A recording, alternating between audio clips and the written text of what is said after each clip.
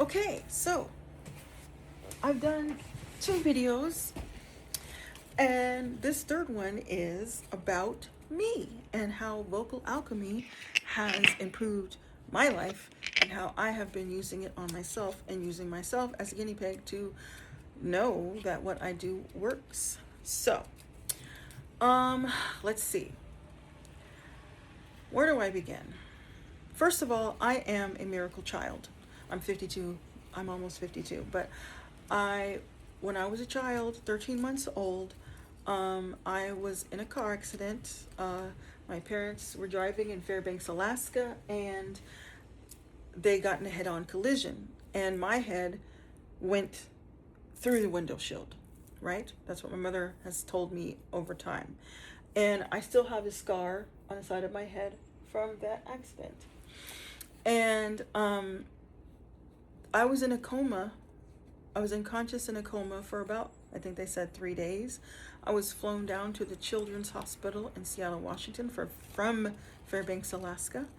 And they told my parents, oh, she's going to be developmentally challenged. She won't be able to walk and talk, And, well, I'm here today walking, talking, running, doing all kinds of stuff, right? I made it to 52. Anyhow, that's how my story began. And since that time, I have my family, my mother, especially in her side of the family, I don't know so much about my father's side when it comes to this kind of stuff. Native American background. My father is part Cherokee, Indian, Choctaw, and his mother and some of her siblings grew up on a native reservation. So there's that, and all the things that come along with that. However, my mother's family is what I know the stories of. My grandmother, my great-grandmother were all very powerful women who had abilities and skills to heal and to do amazing things spiritually. And they prayed. They prayed over me, and this is the result. I come from a family of believers and faith, of just knowing you command with your voice, you command with your words, right? And we live by faith. We don't have everything, but we live by faith, So over the years, I grew up, and like I said, I went to France. I learned how to be a sound healer. I've always been a dreamer. God has spoken to me in dreams my whole life. I've seen things, I've heard things. And anyhow, I find myself living in France, where these beings came to me in a dream, and I woke up and I was like, oh my God, they showed me how to do sound healing. What am I supposed to do? You're going to go and do it. I was like, okay. So from the time that happened in France, it was like 2006. No, wait, it was later than that. It was like 2009. I think it was 2009. So I was there from 2006, end of 2005 to 2011. So I came back home to America, where I began just driving cross country and doing this vocal alchemy stuff.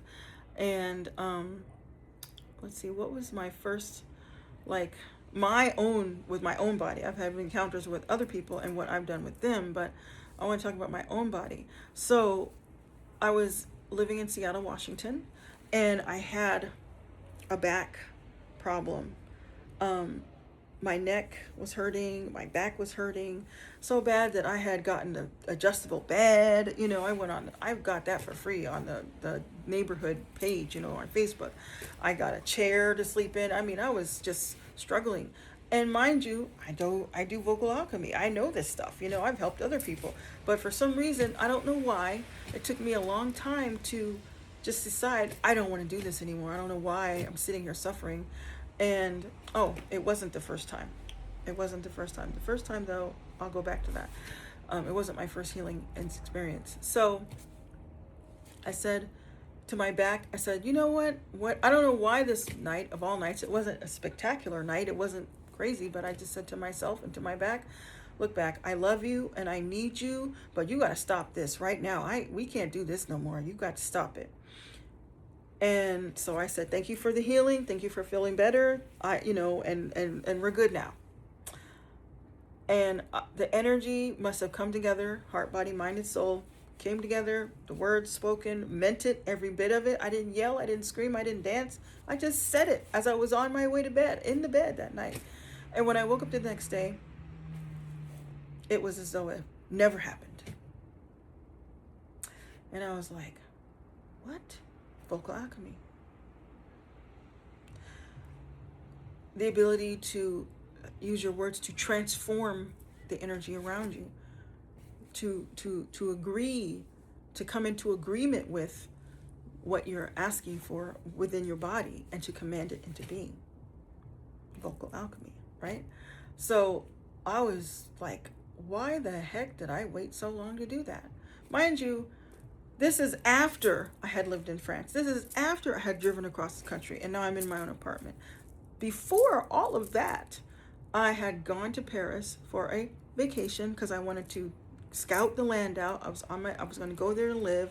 So I went there. I was walking around wearing the wrong shoes, and when I came back home to Alaska, my back was hurting, my feet were hurting, and I went to take a bath one day, and I bent the wrong way, and I twisted my back in such a way that I couldn't move. I was out. I was like, I had to lay down in bed, and if I wasn't laying in bed, I was in excruciating pain.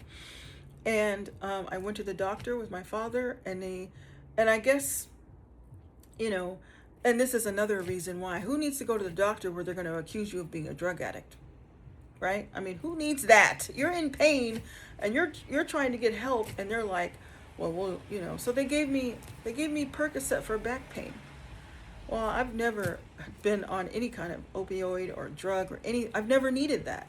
Well, they gave this to me, and I was like, because I used to be super, super religious and judgmental, very dogmatic, and I took this one little Percocet, and I was like, oh, this is why this is amazing. And I had an instant of clarity and thought, and then I was out. I couldn't really live and function. I would take a pill, and then I would be like, whoa, out. And I did that for Friday, Saturday, and half a Sunday.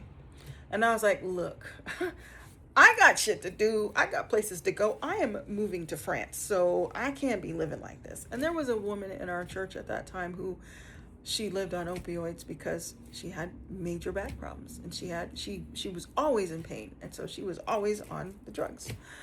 And I was like, that's not going to be my life. I got shit to do. I don't have time for this. So that week, it wasn't that weekend, the miracles of the Passion of the Christ, or the Passion of the Christ and Miracles or something. Anyways, that documentary film had come out, and I watched it. And right after watching that movie on TV in my room, I said, you know what? I know it. And I knew what to do. The day that I sat on the chair, Friday afternoon, I sat on the chair and I was like, I know what to do, but I just didn't have it in me. The faith wasn't there. I didn't really know what was going on. It hadn't gotten that bad yet. It was like slowly getting worse and worse and worse. And I was like, oh yeah, okay. I was a little bit scared and nervous. I've never had to do anything like that in my life. And by day 3, I was so fed up. And I watched that movie. Now in that movie, the main character was Jesus. And so I used the name of Jesus, and at the time I was a devout, very spiritual Christian. And I laid there.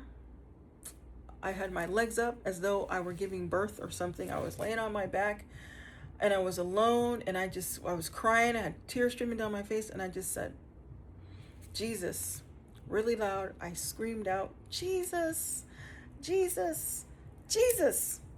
3 times. Every ounce of my being just gave that. I was in another plane of existence, reaching that level.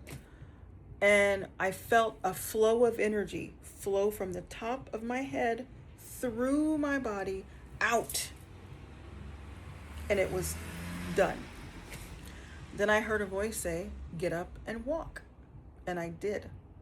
And that was the end of that pain, that problem, Percocet. That was it. Didn't need any of it anymore. And I haven't had to go back to that. That was 2000. 2005, I think 2000, I think it was 2005. But anyhow, yes.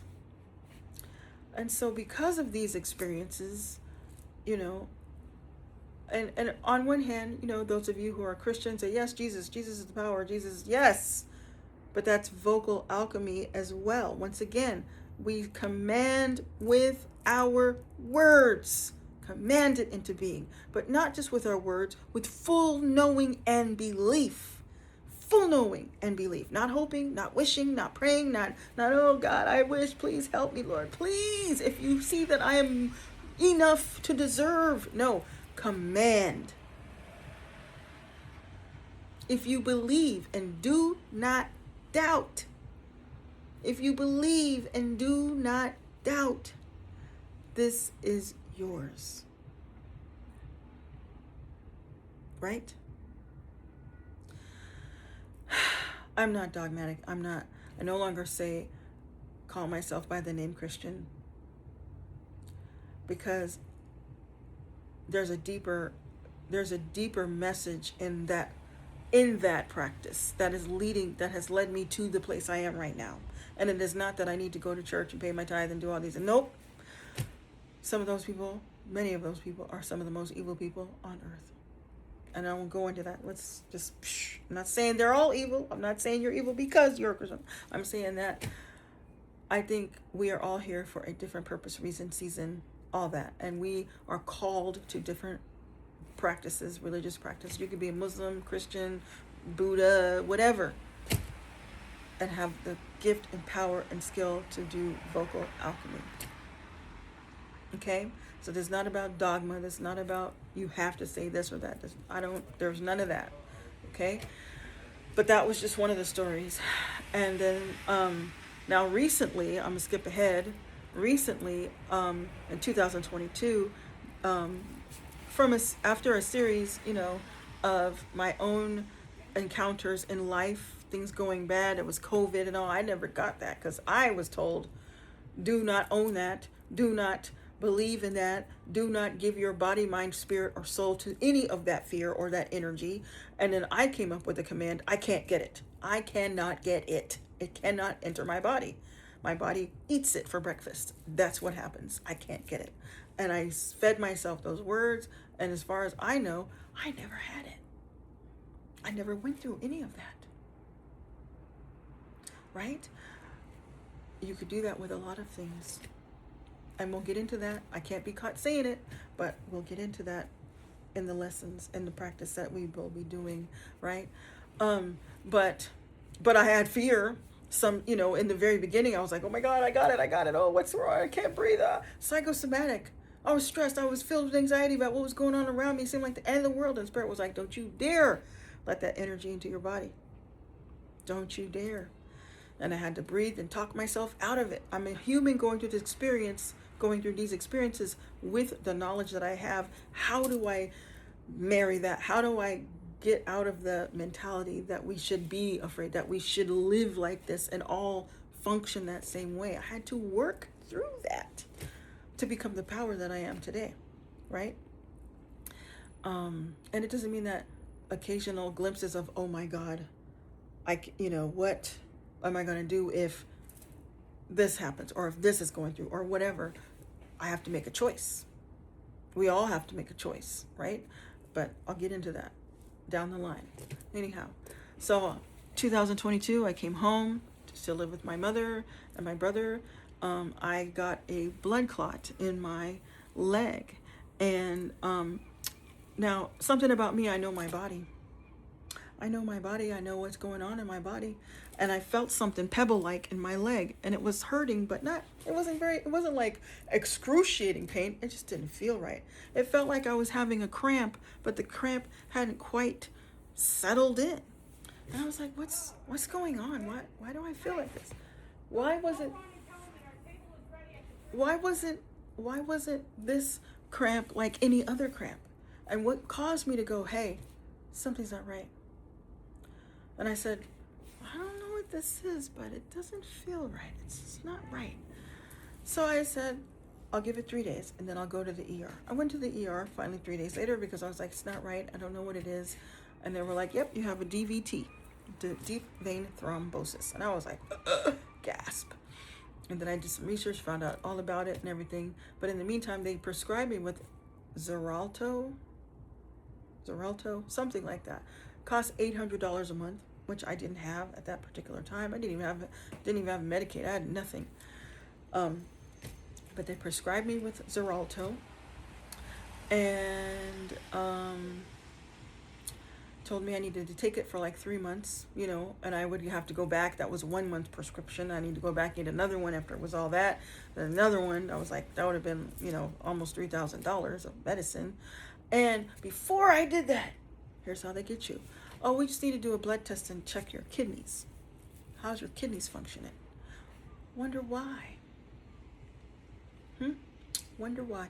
Oh, because we need to make sure that your kidneys are functioning well enough, because this has an effect on the overall function of your kidneys. It's in the fine print. He didn't tell me that. No, he would never. Why do you need to do that? Oh, we just need to make sure, your body's okay. But he would never say, well, this has he didn't say it. And it's my responsibility to read the fine print. So I sat with myself and I said, at the time when all this was in development, I was in a 200-hour Kundalini yoga teacher training class, learning to breathe and do the things. How the hell did I end up with that? I wasn't a terrible eater, What happened? And then I was also doing pranayama training. I was also in yin yang yoga training, right? All this trauma informed. And so how did I get here? And I said to myself, I know how, because I was also going through a season of depression and sadness because of the move, the loss of everything I had. No money, no job, from $100,000 a year at one job to nothing, to a studio with everything, my art, my passions for life, the things that I worked so hard for. And now I'm here with nothing, living with my mother in the living room, right, of her house. And going through things with family members who were kind of like unpleased with my decision. And I got so down about that I guess I wished for death. I don't know. But the distraughtness that I felt in my body showed up in that blood clot, And I said, ooh, I started talking to my body. Body, I love you. I want to live. I choose to live, right? I choose to live. And I call this vocal alchemy because I'm speaking to myself. I'm speaking to the energy around me. I'm speaking into my flesh. I choose to live. Thank you, body, that I am alive and that the blood is flowing through my veins, smooth and fresh as it should be. Thank you, and rubbing. And then I made a salve, cayenne pepper salve with beeswax, olive oil, and cayenne pepper. And I would get in the shower and I would rub this over my body. I did take their medication for 2 weeks, but I didn't feel right about it, so I cut the pills in half. I told the lady doctor that I had gone to see, who was very terrible, awful, right? That I didn't like the pills and stuff, and she was just like, oh, well, you shouldn't be doing it. I said, you know what, I'm doing it. And then I never went back to see her again. And I took command of my body and I said, no.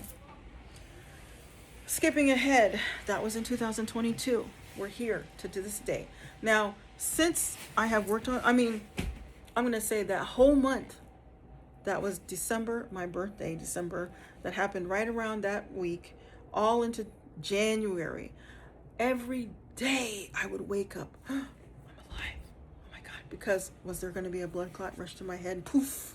Take me out. I was thinking about it like, oh my God, no, I'm speaking against it. I'm working on myself. I'm praying. I'm giving thanks to be alive. I'm giving thanks. I want to be alive. I kept saying that. I thank you for being alive. I want to be alive. I choose to live. And what you do when you say that, I choose to live. I choose it. Say it. I choose to live. And when you say, I choose to live with purpose and every meaning of everything, I choose to live, I will myself, I choose to live, the choices come. The choices that will help you to live come. Eat this, drink this, do this, do that. Choose. Oh, you choose? Well, these are the choices that you've chosen because you want to live. This is what you call in by saying, I choose to live. I chose. And the choices came, and poof, 2026, I'm here, no blood clots. But I have feelings sometimes, and I'm like, ooh, and I go, oh, thank you, blood, you're flowing through my body. I do all this work, right? And I have faith that is working. I don't go, I hope it's working. Oh my God, oh, what? But last 2 weeks ago, I think it was 2 or 3 weeks ago, I want to say it wasn't what I thought it was, and in my mind, in my heart, I knew it was something else. But I said, let me be on the safe side. I could be wrong. So I went to the emergency room because I was like, this heaviness feels weird. I don't have a shortness of breath, but I do feel strange. And I don't know what a pulmonary embolism feels like, but I believe, I want to know, but what if I'm crazy, right? Let me just do my due diligence and just go to the doctor. And I went to the doctor. I went to the emergency room because I didn't want to be a fool and just be like, nope, I'm stubborn. We should all go get those tests to prove, right? And that's what this did. Took the test. He put me in the CAT scan machine and scanned my body. And they were using words in the report like excellence, awesome, to describe my veins and things. And I'm like, my shit works. I don't usually get backup tests. I just have to know. I mean, I'm like, hey, I'm healed. Great, let's move on. I don't usually have the luxury of going to the doctor and taking a blood test or doing this or that or the other because, and that test confirmed that what I do works. And I believe in it 100%. And you will too when you start working on your own body and practicing, right? I don't say don't take your medicine. I don't say don't do certain things. I say work on yourself until you feel something in your body click, and then you have to go, and the doctor will have to say, you've got to get off of that medicine because you don't need it anymore. And then you're free. And then you can stop doing that because you don't need that anymore. And your medicine is your alchemy. My medicine is me speaking life over myself. And it alchemizes. Alchemy is when you convert things, right? So you speak life over yourself, and that word goes into your body and converts the things that are being destroyed into rejuvenated body parts, rejuvenated cells, because that's the ability that our body has. Look at us, we're here now. We wouldn't be here today in these bodies if we didn't have that ability. How many times have we fell and cut ourselves and broken something and our body healed itself?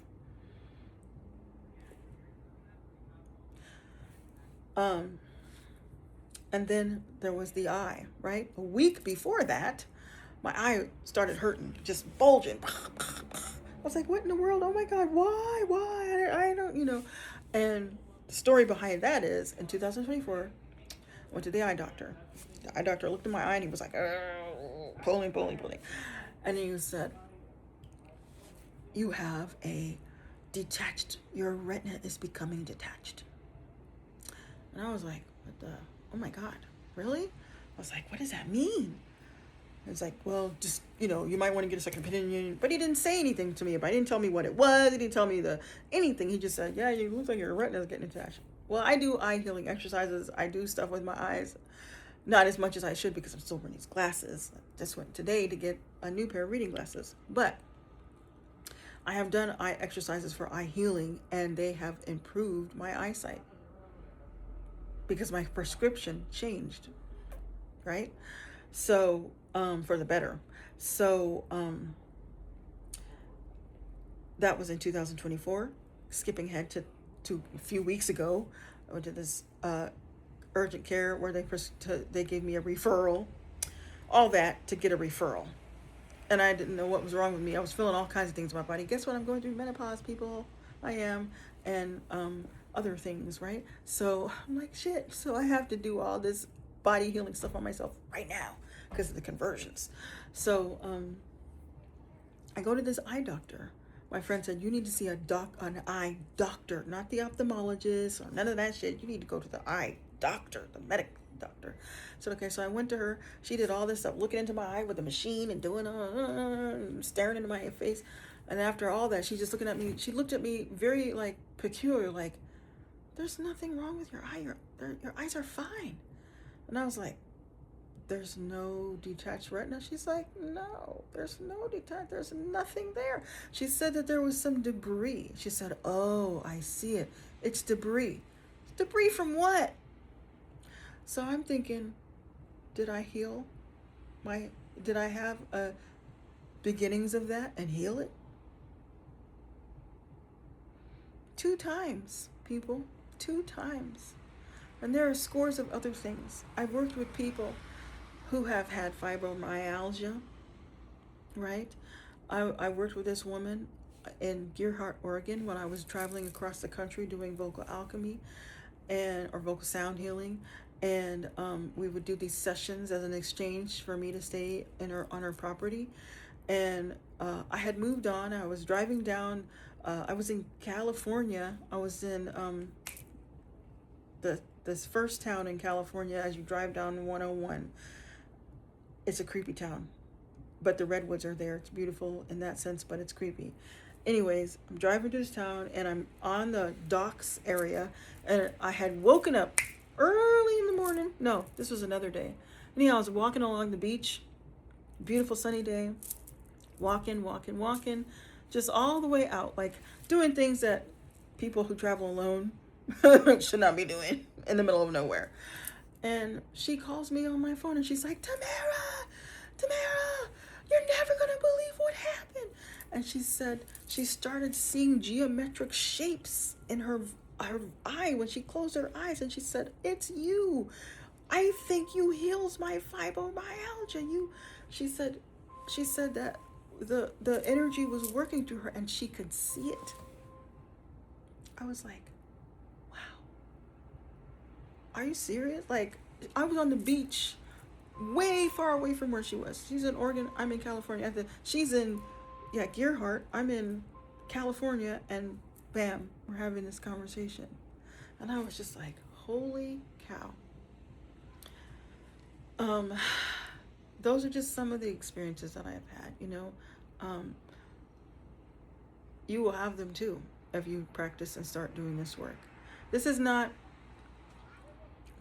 a course of you can do it right or wrong. This is a course of you do it how your guidance is leading you. And what I'm teaching you is how to trust your guidance, trust your intuition, so that you can feel into, press into, and open up the channels that come to you to show you. There have been times when I'm doing sound healing sessions on people, and all of a sudden there's a team of people around me, my guides, handing me tools and helping me do different things.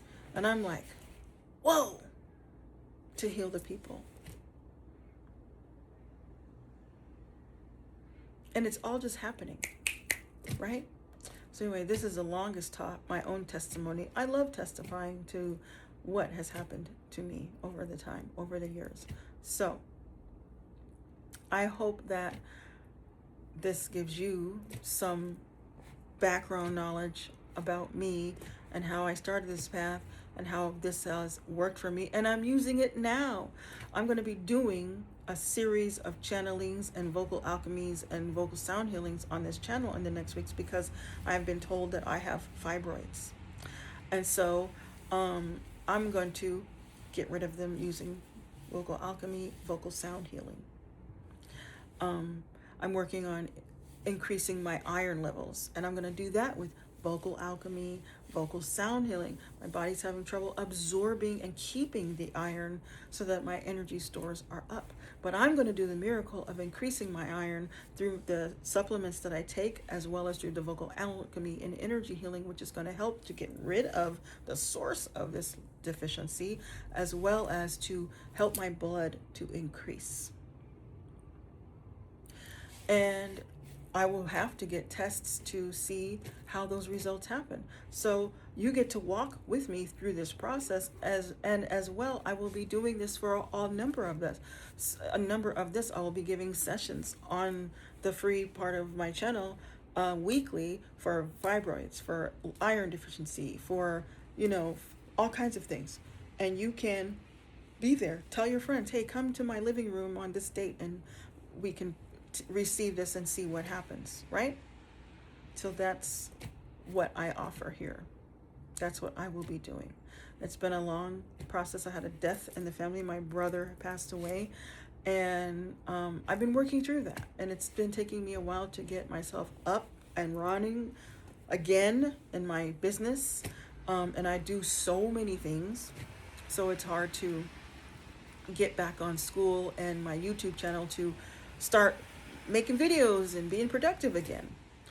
So anyways, thank you for joining me, Tamara Zenobia, here at Inner Guidance Healing Art Studio and Gallery. And I call it inner guidance because it really truly is inner guidance. We use our inner guidance, the voice of our bodies, our cells speak to us if we ask, right? And they will feed us what it is that we need to keep ourselves in alignment.